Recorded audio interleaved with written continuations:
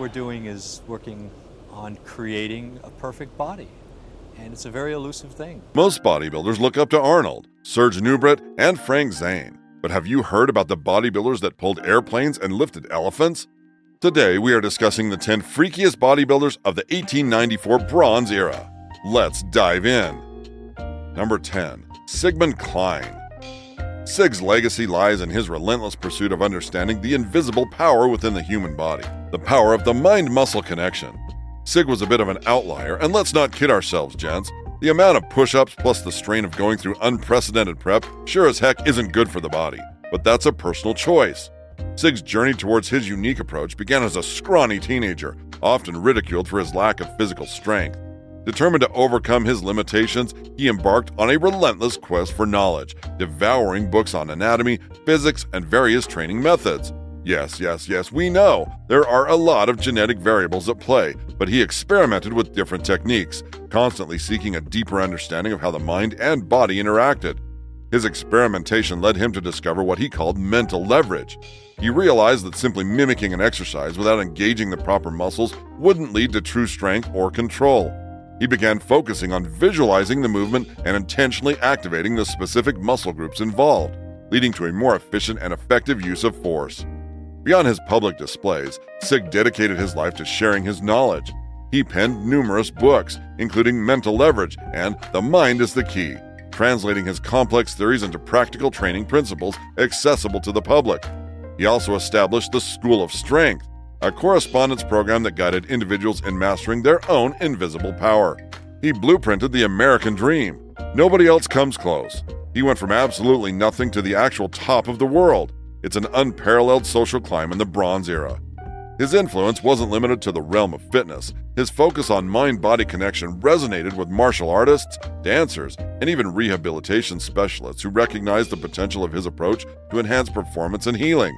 Today, Sig Klein's legacy continues to inspire athletes and fitness enthusiasts who seek to unlock their full potential beyond conventional methods. His pioneering work paved the way for a more holistic approach to strength training, emphasizing the power of the mind and shaping our physical capabilities.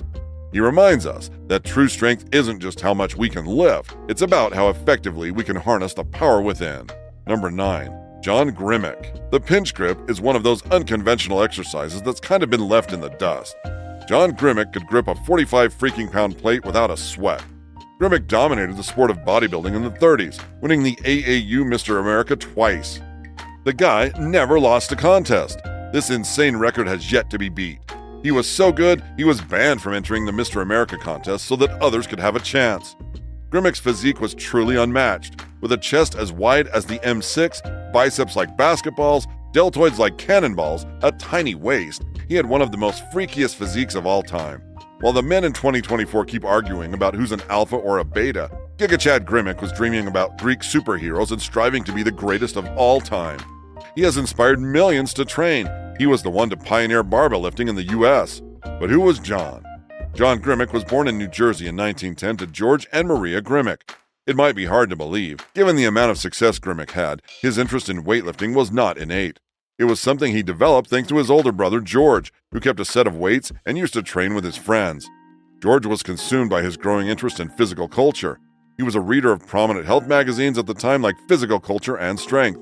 More importantly, he bought nearly every fitness device advertised in the back of these publications. Grimek would sneak off and train with the weights and devices when no one was around in fear of embarrassment at the youthful age of 12, hoping to become a stronger and bigger version of himself. He definitely achieved that. At only 19, John began sending photographs of himself to muscle magazines, which caused a stir in the fitness industry. Posing outdoors and often wearing headbands, loincloths, and other costumes, the young Grimek was praised for his posing ingenuity and abilities. It was clear, even from this age, that he possessed the potential to build a truly remarkable physique. When John Grimek first strode onto a California beach, most bathers could not believe their eyes.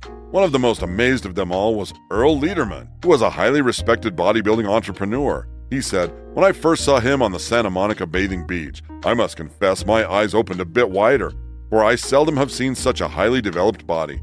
Criticism cannot find one weak spot." John Grimek had that effect on many people who saw him for the first time. His physique was unlike anyone else's. He had defined a new type for his generation. But it wasn't just his awesome physique that the audiences adored. It was his personality, his nature, and his gymnastic skills. He could easily perform routines such as backflips, handstands, and a whole variety of movements that the bodybuilders of today would have a hard time replicating. John Grimmick wasn't just a bodybuilder, he was an all-around sportsman, entertainer, and champion. Number 8. Louis Cyr. Not all human marvels are unique in appearance. Many are unique in their deeds. Some of the most unfathomable deeds and physical feats were performed by the strongman of Sideshow. Perhaps the most famous of these strongmen was the Canadian colossus Louis Cyr. Born Cyprien Cyr on October 10, 1863 in the Quebec town of Saint-Cyprien de Napierville, Louis was a large child, weighing close to 18 pounds at birth. From an early age, those around him were impressed with his natural strength. At the age of 12, Louis was a lumberjack, and stories of his strength became legendary among his peers and co-workers.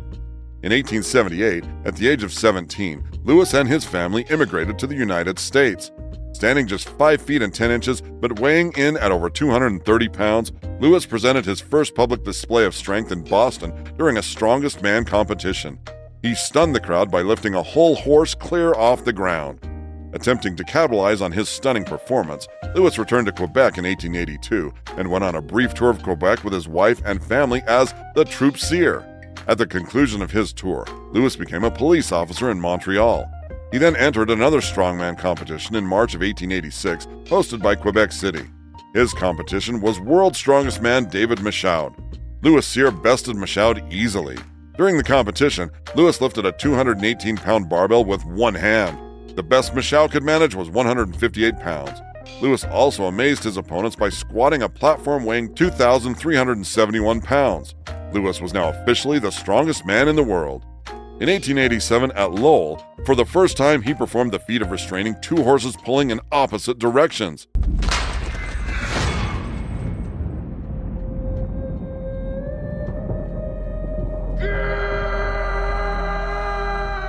On May 27, 1895 in Boston, Louis Cyr performed a historic backlift of 4,337 pounds. He became the first human to lift a platform weighing over 4,000 pounds for more than 5 seconds. How did he manage such incredible feats? There's no denying his genetics played a huge role. But Louis Cyr's training regimen was characterized by a blend of raw power, unique techniques, and sheer determination. His strength training incorporated everyday activities like lifting sacks of grain and pulling heavy carts, rooted in his upbringing and manual labor experiences. Cyr believed in consistency over intensity, opting for sustainable and regular training rather than pushing to his max every day. He focused on compound movements like squats, deadlifts, and overhead presses with heavy weights and lower rep ranges, training 3 to 4 times a week. Cyr also included unconventional strongman activities such as wagon pulls and grip strength exercises for overall strength and endurance. Louis Cyr's commitment to strength training and endurance was in an era when formal gyms were limited. The man was very dedicated to physical fitness during his time, despite facing health issues later in life due to excessive eating and inactivity, which led to kidney disease, heart problems, trouble breathing, and leg paralysis. Cyr managed to come out of retirement at the age of 43 to compete successfully against younger opponents like Hector Decaire. He was known as the strongest man who ever lived. Number 7. Apollon. Apollon, also known as Louis Uni, was a French strongman born on February 21, 1862, in Marseillage, France. Called Apollon the Mighty, he was renowned for his exceptional grip strength and feats of strength. Louis Uni was the descendant of a Roman gladiator named Unicus, which means unique. Unicus was a fierce fighter and undefeated in combat. His sheer strength was definitely passed down to his descendants. Why the name Apollon? Apollon, or Apollo, was an ancient Roman god who embodied athleticism and strength. Louis fit that image well. Apollon the Mighty bent iron bars with his bare hands. His signature move during his performance was to escape from a cage by bending the bars with his superhuman strength. Pretty crazy, isn't it? Apollon gained fame for his ability to lift an 80-kilogram weight with ease. His most famous feat was the Apollon's Wheels, a 166-kilogram barbell with 2 railway car wheels on each side. Sadly, in his later life, Apollon faced an unfortunate accident during a performance in Vichy in 1913, where he tore the muscles of his arms and burst a blood vessel while attempting to hold back 2 motor cars with outstretched hands. Despite this setback, he continued exhibiting his strength in traveling shows until his death in Évreux in 1928 at the age of 66. Apollon's ability to perform incredible feats of strength without specialized training set him apart from other strongmen of his time. He could effortlessly lift heavy weights and perform challenging acts that others could only achieve after years of practice. How did he train? Apollon trained using barbells, dumbbells, and kettlebells. He did the traditional strongman exercises like a one-arm press, bench press, one-hand snatch, and of course his signature move, the Apollon axle. What's the Apollon axle? Well, it's no easy move. The Apollon axle is a floor clean and press performed with a train car axle and 2 locomotive wheels. This is one challenging lift. The axle bar is thick, making it difficult to grip. You need raw grip strength to hoist this massive weight overhead. The wheels do not rotate, which adds to the difficulty. There's no room for error. Your technique has to be perfect, and you must be brutally strong to lift Apollon's axle. The Apollon axle weighs 366 pounds, which is a lot of weight, but the thick bar makes it feel twice as heavy. Apollon's participation in Greco-Roman wrestling competitions and his strongman acts at various arenas helped elevate the status of strength-based performances. His title as the King of Human Strength and his unmatched feats inspired other strongmen to push their limits and strive for greater displays of strength. It's not only his legacy as a strongman with superhuman strength that continues to inspire athletes and enthusiasts. It's his will to keep going after a setback that inspires many people, bodybuilders and non-bodybuilders alike. Number 6. George Hackenschmidt. George Hackenschmidt, also known as the Russian Lion, was an Estonian strongman, professional wrestler, writer, and sports philosopher. He was recognized as professional wrestling's first world heavyweight champion. A little about his early years. Born in 1877 in the Governorate of Livonia, now Estonia, Hackenschmidt excelled in various sports from a young age, including cycling, gymnastics, swimming, and weightlifting. He gained attention for his impressive strength feats, such as the 214-pound one-arm shoulder press. After graduating from school, he began a career as a blacksmith's apprentice but never lost his love of fitness. He joined the city's athletic and cycling club and became an award-winning cyclist, but more importantly, developed an interest in both wrestling and weightlifting. Hackenschmidt began wrestling professionally in 1900 and entered a 40-day wrestling tournament in Moscow, eventually taking home the championship of both Moscow and St. Petersburg. His winning streak continued, including several victories to determine a world champion. By 1901, there was no denying the Russian Lion, who was recognized as wrestling's first world heavyweight champion. From there, it was only onwards and upwards for George. He went on to win over 3,000 wrestling matches. Yes, you heard that right. He became one of the strongest men of his era. Hackenschmidt's dedication to physical fitness led him to become a pioneer in strength training and wrestling. Turning to professional freestyle wrestling in 1900, he became wrestling's first world heavyweight champion in 1901. He was undefeated until April 1908, when he lost to Gotch in Chicago. In 1911, again in Chicago, he was once more defeated by Gotch.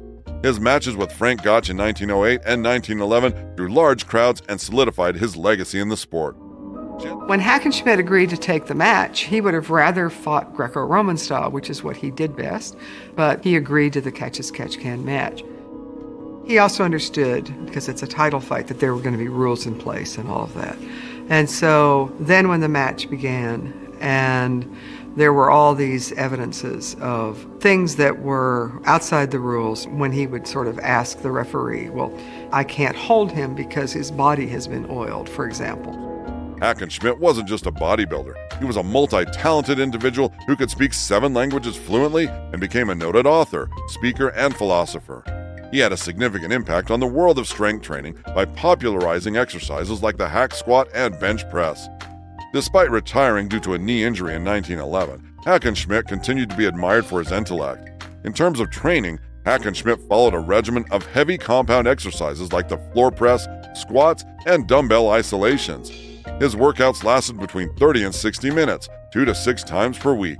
His influence on strength training is still felt today through exercises like the bench press and hack squat that he popularized. Hackenschmidt passed away in 1968 at the age of 90 in England. His contributions to strength training and wrestling have left a lasting impact on the fitness world, making him an iconic figure in the history of physical culture. What drove him?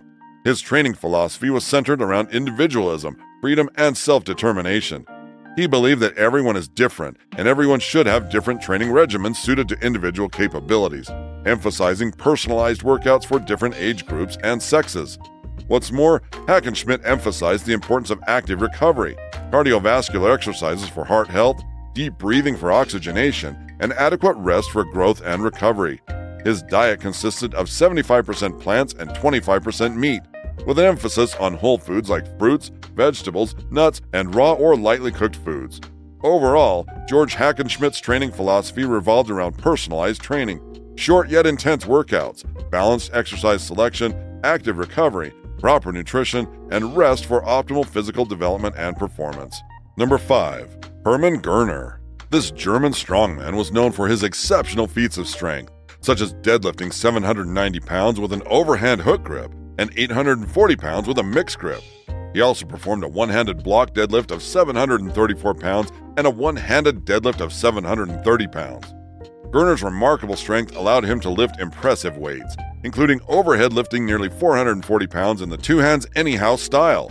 He wrestled a 1,500-pound elephant. Now, if that isn't strength, we don't know what is. One of his challenge feats was a stiff arm, one-hand snatch of 167.75 pounds. This is amazing enough and far beyond the abilities of most people, but what made it all the more incredible when you realize it was done on a barbell with a 2-inch shaft. Another of Gerner's challenges involves snatching a barbell with the arms crossed. If you've never tried this, just go ahead and do it with an empty barbell, and you'll see how awkward it is. He did this cross-arm snatch with 231.5 pounds. Gerner continued his strongman career until his passing at the age of 65. His peak performance trinity differed from other training methods of his time due to its unique approach. He trained intuitively, focusing on mood and feel rather than fixed routines, and avoided training to his limits, always keeping the effort easy. More on his training later.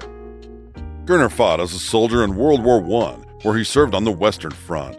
He was badly injured when a piece of shrapnel hit his eye, but he didn't let that stop his colossal rise to stardom in the strongman arena. Gerner gained steam as a strongman and earned the name Herculean. He linked up with William Pagel, a circus owner and promoter who was also a Herculean strongman. They became business associates, and Pagel sponsored Gerner's strongman acts.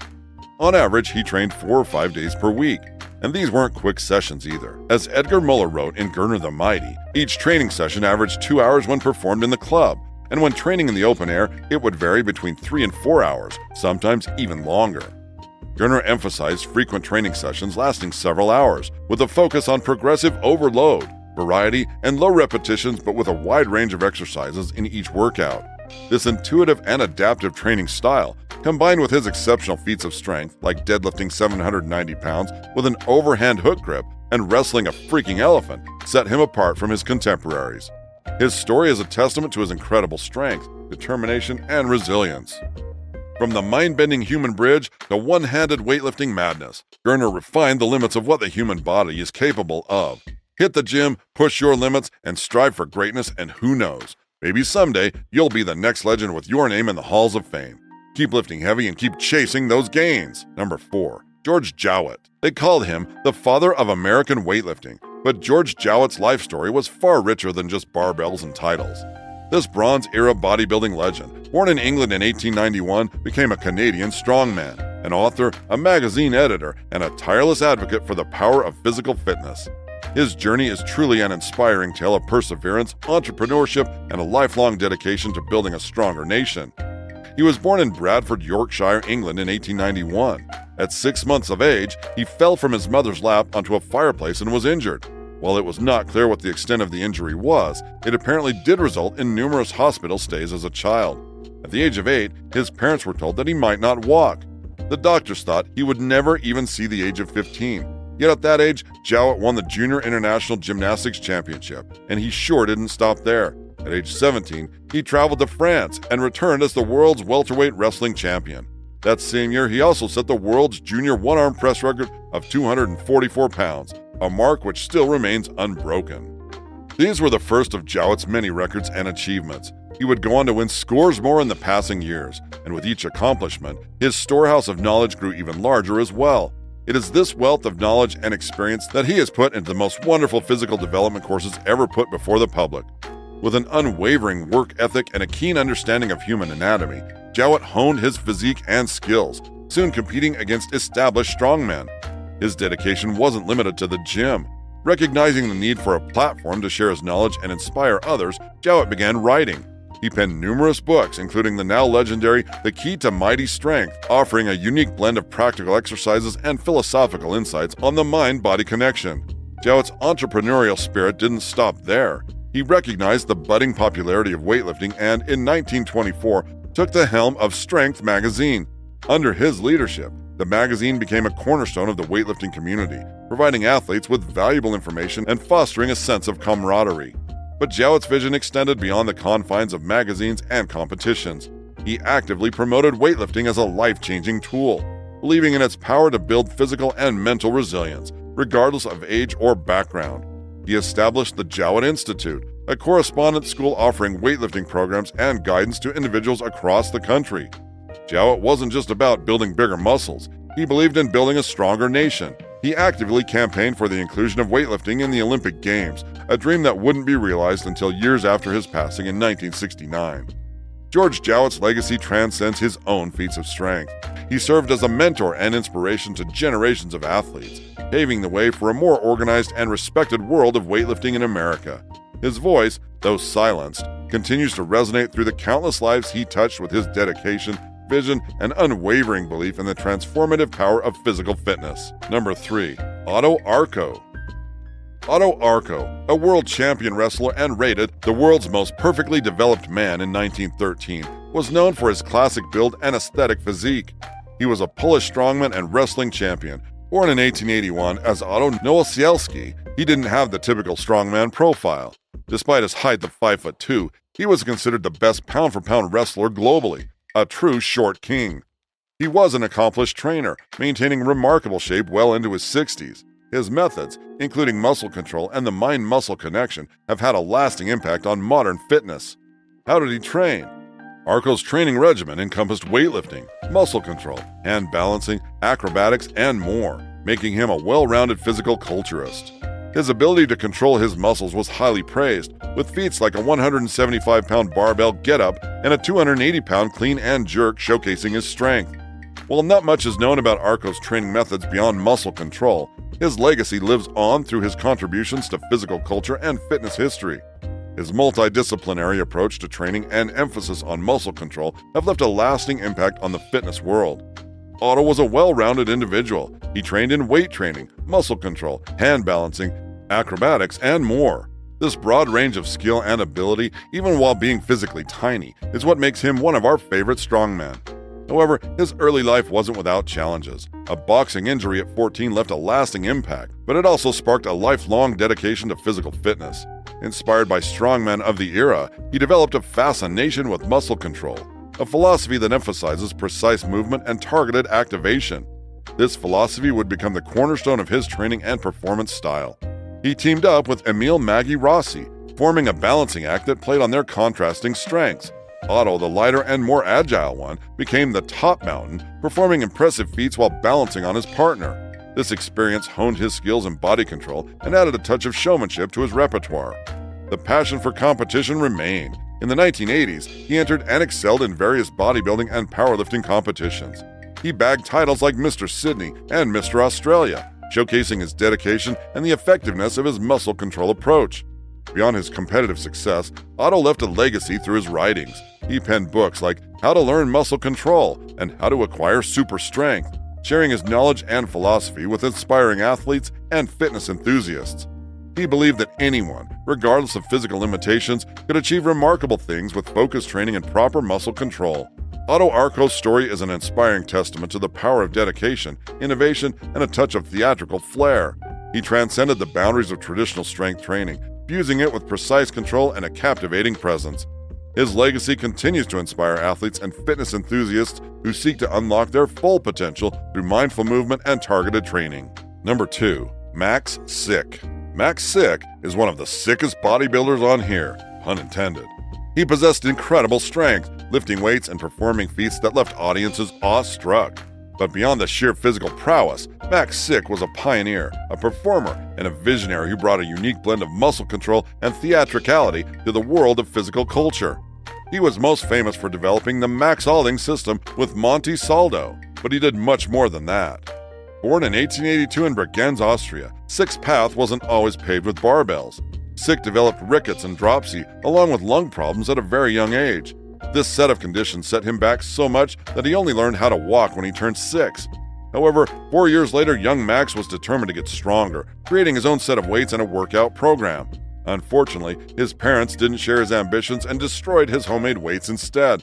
So his early years saw him delve into the world of gymnastics, developing a keen understanding of body control and movement.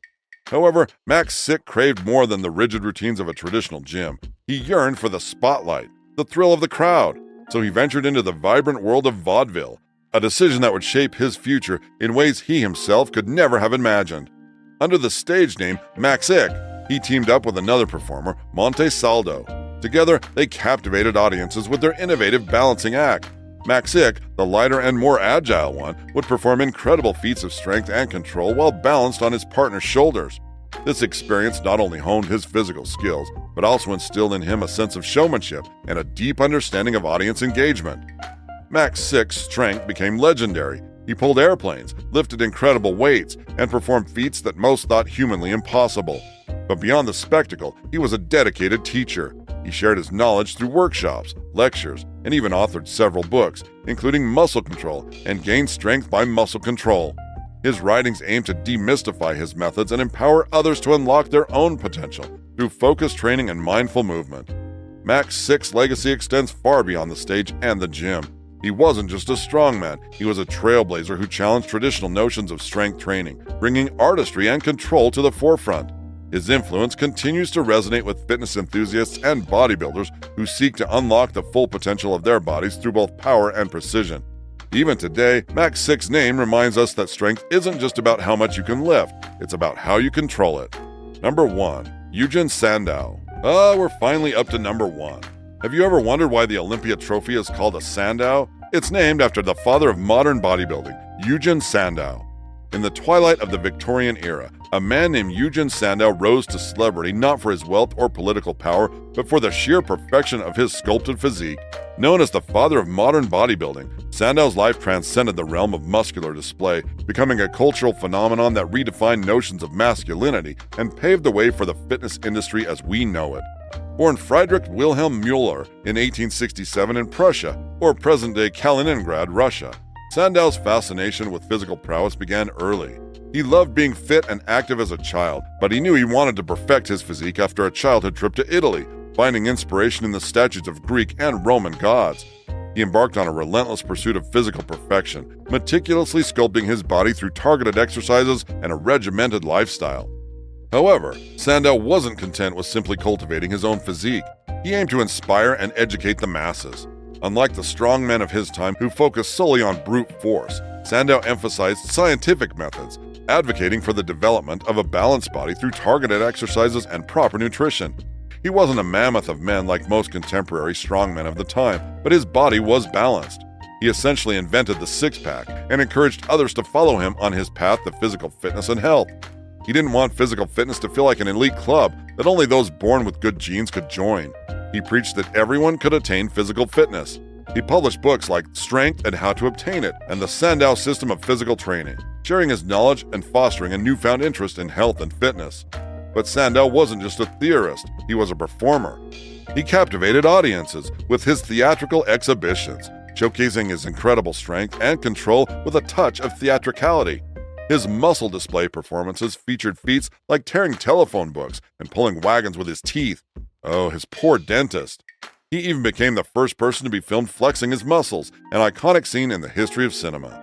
Sandow's influence transcended the realm of fitness. He became a cultural icon, influencing artists, writers, and even scientists. His sculpted physique was immortalized in paintings and sculptures, while his advocacy for physical health resonated with individuals across social classes. He even received the patronage of Queen Victoria, showcasing the widespread appeal of his movement. He was a visionary entrepreneur, capitalizing on his fame to create a fitness empire. He established the first commercial gyms in the United States and Europe, offering personalized training programs and equipment, paving the way for the modern fitness industry. He challenged the Victorian ideal of passive masculinity, promoting a sense of agency and control through physical discipline. Even today, his commitment to health and fitness continues to inspire individuals to unlock their full physical potential.